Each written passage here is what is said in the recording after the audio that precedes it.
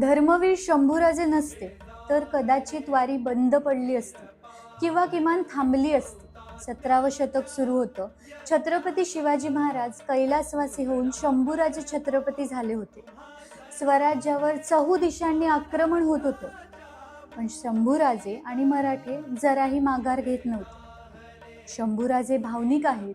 त्यांचा हिंदू धर्मावर व समस्त प्रजेवर जीव आहे, ही गोष्ट बहादूर खानला ठाऊक होती. महाराजांचं मानसिक खच्चीकरण व्हावं आणि त्यांच्या प्रजेला वारीपासून परावृत्त करण्यासाठी बहादूर खानाने पंढरपूरच्या वाटेवर अनेक साध्या भोळ्या वारकऱ्यांना निर्दयीपणे मारून टाकले. ही बातमी शंभूराजांना कळली आणि त्यांच्या तळपायाची आग मस्तकात गेली. संपूर्ण दरबाराचा विरोध डावलून शंभूराजे आपल्या काही मावळ्यांसह वारीच्या रक्षणासाठी पोहोचले.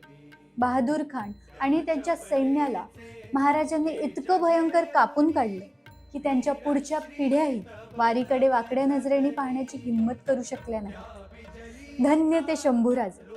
ही घटना आपण कोणीही विसरू नये, कारण विठू माऊलीच्या भक्ताच्या रक्षणासाठी शंभूराजेंच्या रूपात साक्षात रुद्र अवतरला होता. रामकृष्ण हरी.